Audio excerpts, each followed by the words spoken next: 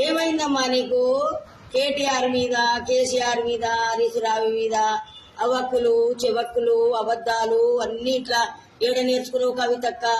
కేసీఆర్ బిడ్డ వేరే పార్టీ పెడుతుందని ఎంతో మంది మీడియా మిత్రులు అడిగితే కవితక్క మారదని చెప్పిన కవితక్క నేను మారినావు, అది నీ పర్సనల్ విషయం.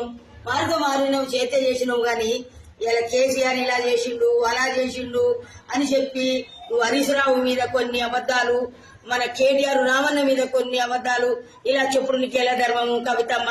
నువ్వు ఒక్క తల్లి కడుపులో పుట్టిరు, నీ అన్న తోడబుట్టిన అన్న ఏడ దొరుకుతాడమ్మా? ఒక్క అన్న, నువ్వు ఒక్క చెల్లె ముద్దుల చెల్లె అని చెప్పి నిన్నల్లారు ముద్దుగా నీ అన్న నిన్ను దాదుకున్నావు. ఇంగిలి రొమ్ము జీకి బతికినవు, ఒక సన్ను జీకి ఒక రొమ్ము పాలు జీకి బతికిన వాళ్ళు, ఒక తొచ్చెలు ఊగినవు, ఒక ఆట ఆడి ఒక పాట వాడిన వాళ్ళు ఒక్కటే ఇంట్లో ఎదిగిన దానివి. నీ అల్ల మీద నీ అన్న మీద ఇన్ని అబద్ధాలు వేసి నీకు ఎంతవరకు న్యాయం? నువ్వు హరీష్ రావు మీద అబద్ధాలు ఆడుతున్నాను అనుకున్నావా? అలా కాదు. నువ్వు